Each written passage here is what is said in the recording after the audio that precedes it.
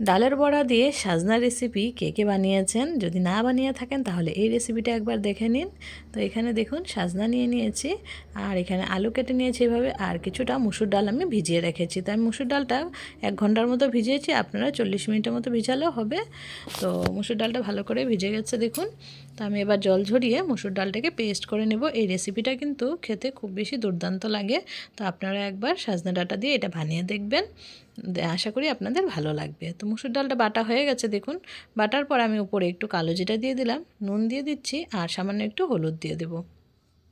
তো এই তিনটে দিয়ে আমি ভালো করে মিক্স করে নেব। আপনারা যদি মনে করেন যে একটু ঝাল দিবেন তাহলে এখানে একটু লঙ্কার গুঁড়া ইউজ করতে পারেন, বা যদি মনে হয় যে কাঁচা লঙ্কা দিতে চান তাহলে এটার মধ্যে একটু কাঁচা লঙ্কা একদম কুচি কুচি করে কেটে দিয়ে দিলে সেটাও ভালো লাগবে। তো এখানে কড়াইতে দেখুন তেল গরম হয়ে গেছে। তেল গরম করে আমি বড়াগুলো ছোট ছোট করে দিয়ে দিচ্ছি। তো খুব বেশি বড়া করব না, অল্প করেই করব যেহেতু তরকারিতে দেব। আর সাজনা আর আলু তো কেটে রেখেই দিয়েছি। এবার বড়া হয়ে গেলে ঝটপট করে তরকারিটা বসিয়ে দেব। এটা কিন্তু আমিও ফার্স্ট টাইম ট্রাই করেছি ডালের বড়া দিয়ে সাজনা রেসিপি, খুব বেশি ভালো হয়েছিল খেতে। তো ভাবলাম আপনাদের সাথেও শেয়ার করি, আপনারাও একবার অবশ্যই বানিয়ে দেখবেন। তো দেখুন সবগুলো বড়া আমি দিয়ে দিচ্ছি, যতটুকু তেল আছে সে পরিমাণে আমি বড়াগুলো দিয়ে দিচ্ছি। তো আমি দুইবারে ভেজেছিলাম, দুবারে ভাজার পর আমার বড়াগুলো রেডি হয়ে গেছিলো। তারপর আমি তরকারিটা বানিয়ে নিয়েছি। খুবই সিম্পল আর খুবই কম মশলা লাগে, কম উপকরণে। এই যে কিছুটা আদা নিয়ে নিয়েছি, আপনারা যদি কাঁচা লঙ্কা দিয়ে বানাতে চান রান্নাটা তাহলে কাঁচা লঙ্কা এখানে দিয়ে দিবেন বাটার মধ্যে, আর যদি লঙ্কার গুঁড়ো দিতে চান তাহলে পরে লঙ্কার গুঁড়ো দিলেও হবে। আমি লঙ্কার গুঁড়ো দিয়ে করেছিলাম, তার জন্য আমি এখানে শুধু আদাটা পেস্ট করে নিয়েছি। তো দেখুন উল্টে পাল্টে বড়াগুলো এবার লাল লাল করে ভেজে নেব। তারপর আমি গ্রেভিটা বানাবো। তো বড়াগুলো ভেজে নিচ্ছি। তো এটা কিন্তু একটা হেলদি রেসিপি, কারণ কি এটাতে মশলাও কম, আর যেহেতু সাজনা ডাঁটাও খাওয়া ভালো। তো এইটাই এইভাবে বানিয়ে দেখবেন একবার, খুবই সহজ পদ্ধতিতে আর খুবই কম উপকরণে।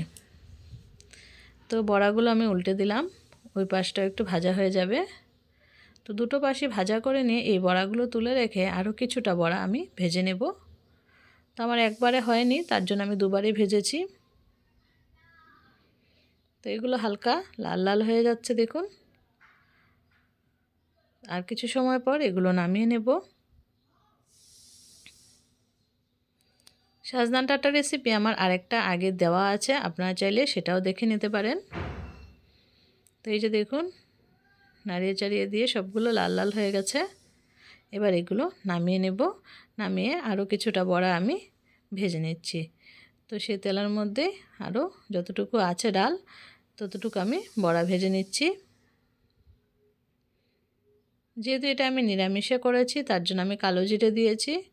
আপনারা যদি মনে করেন পেঁয়াজ দিয়ে করবেন তাহলে পেঁয়াজ দিয়ে বড়াটা করতে পারেন। তবে নিরামিষ বানিয়েছি, নিরামিষেও কিন্তু বেশ ভালো হয়েছে খেতে। পেঁয়াজ দিয়ে কিন্তু আমিও ট্রাই করিনি, আমি বললাম আপনাদের যদি মনে হয় যে খেয়ে দেখতে পারেন একবার ট্রাই করে, ট্রাই করতে কি হার্জ আছে না। তো এই যে দেখুন এবার এই বড়াগুলো দিয়ে দিলাম। এবার এগুলো হয়ে যাবে ঝটপট করে। তো বড়া ভাজলে তো কিছুটা এমনি এমনি খাওয়া হয়, 3-4টা তো এমনি এমনি শেষ হয়ে যায়। আর যদি আশেপাশে বাচ্চারা থাকে তাহলে আরও বেশি শেষ হয়। আমি যখন রান্না করছিলাম আমার মেয়ে সামনে ছিল না, আমার হাজব্যান্ডও তখন সামনে ছিল না, না হলে তখন কিছুটা শেষ হয়ে যেত। ওরা দুইজন বড়া দেখলে একদম মানে আগেই টাপার টাপ করে খেয়ে দেয়। আমি ছিলাম, আমি 1-2টো খেয়ে নিয়েছি। তো এই আর কি, বড়া ভাজলে খাওয়া হয়, আমি খেয়েছি। আর মা ছিল, মাকেও 2টো দিলাম। তো এই বড়া ভেজে গরম গরম বড়া খেতে বেশ মজা লাগে। আর কে কে এরকম করেন? তো বড়াগুলো উল্টে দিলাম। উল্টে এই বড়াগুলো আমার কিন্তু ভাজা হয়ে গেছে। তো এগুলো নামিয়ে নেব। সবগুলো বড়া ভাজা হয়ে গেছে। তো সব নামিয়ে রেখে এবার আমি যা যা লাগবে দিয়ে দিচ্ছি। আপনারা দেখতে থাকুন ভিডিওটা, ফুল ভিডিওটা দেখলে বুঝতে পারবেন কী কী দিয়ে রান্নাটা করেছে। এই যে দেখুন সবগুলো বড়া ভেজে নামিয়ে নিয়েছি।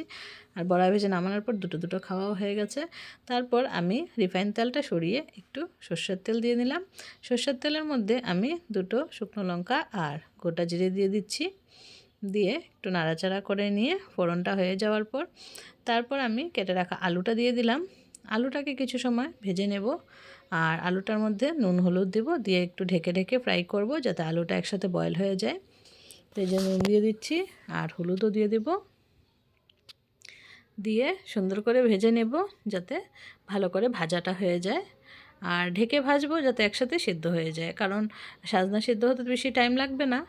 তো আলুটা কিছুটা ফ্রাই করে নেব আর সিদ্ধও করে নেব, করে তারপর আলুটা নামিয়ে সাজনাটা একটু হালকা ভেজে নেব। আপনারা চাইলে আলুটার মধ্যে আলুটা কিছুটা ফ্রাই করার পর সাজনা যদি দিতে চান সেভাবেও সাজনাটাকে দিয়ে ভেজে নেওয়া যাবে।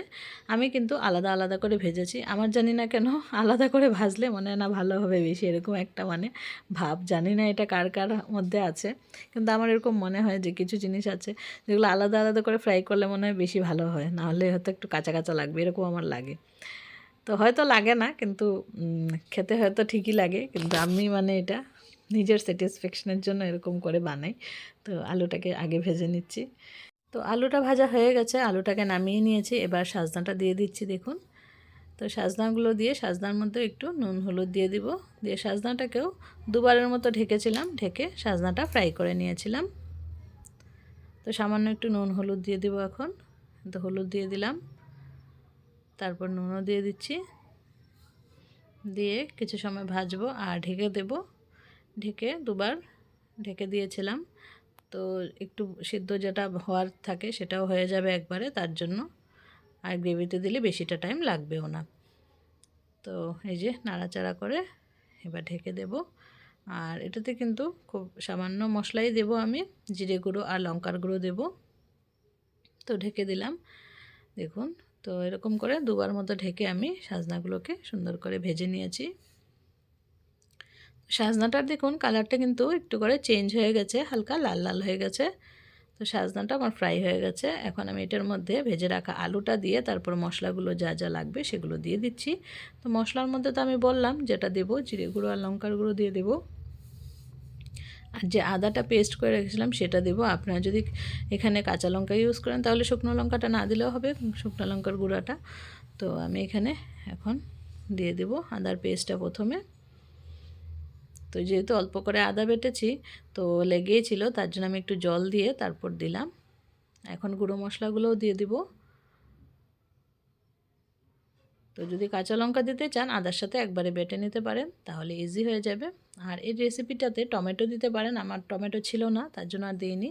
টমেটো দিলেও বেশ ভালো লাগবে। তো আমি ওপর দিয়ে দিয়ে দিলাম জিরে গুঁড়ো আর দিয়ে দেব লঙ্কার গুঁড়ো। তো জিরে লঙ্কাটা দিয়ে এখন কিছু সময় নাড়াচাড়া করব।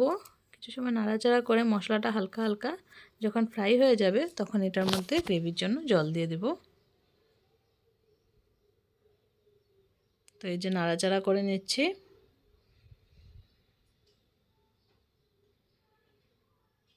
নাড়াচাড়া করে নিয়ে তারপর গ্রেভির জন্য জল দিয়ে দিচ্ছি। আপনারা চাইলে গরম জল দিতে পারেন, আমি কিন্তু নর্মাল যেটা জল সেটাই দিয়েছি। তো ঝোলটা দিলাম, যেহেতু এখানে একটু বড়া দেব আমি, তার জন্য ঝোলটা আমি আরেকটু দেব, না হলে একদম ঝোলটা শুকিয়ে যাবে। তার জন্য একটু করে আমি জল দিয়ে দেব, আর অল্প জল দিয়ে দেবো এখানে। এই যে দেখুন দিয়ে দিয়েছি। এবার একটু নুনটা কম হয়েছিল, নুনটা চেক করে দেখলাম, তো একটু উপর দিয়ে নুনও দিয়ে দিলাম। নুন দিয়ে নাড়াচাড়া করে নিচ্ছি। এখন যখন ঝোলে জাল উঠবে তখন আমি ডালের বড়াগুলো দিয়ে দিব এটার মধ্যে। ডালের বড়াগুলো দিয়ে আর বেশি সময় রাখবো না, নাহলে একদম গলে যাবে। ডালের বড়াগুলো দিয়েই একটু পরেই নামিয়ে দেব। তো এই যে ডালের বড়াটা দিয়ে দিচ্ছি, দিয়ে কিছু সময় নাড়াচাড়া করে আমি হালকা একটু সময় ঢেকে রাখবো। হালকা একটু সময় ঢেকে স্ট্যান্ডিং টাইমে রেখে দেবো, বাস তারপর নামিয়ে নেব তরকারিটা। তো বন্ধুরা আজকের এই রেসিপিটা আপনাদের কেমন লাগলো? যদি ভালো লেগে থাকে তাহলে প্লিজ লাইক কমেন্ট শেয়ার করে দিবেন। আর যারা চ্যানেলে নতুন বন্ধু আছেন প্লিজ চ্যানেলটাকে সাবস্ক্রাইব করে বেল আইকনটা প্রেস করে রাখবেন, তাহলে আমার ভিডিওজের নোটিফিকেশন সবার প্রথম আপনাদের কাছে পৌঁছে যাবে। তো দেখুন স্ট্যান্ডিং টাইমে রাখার পর আমার তরকারিটা পুরোপুরি রেডি হয়ে গেছে। সবাইকে অনেক অনেক ধন্যবাদ ভিডিওটা দেখার জন্য। Bye bye.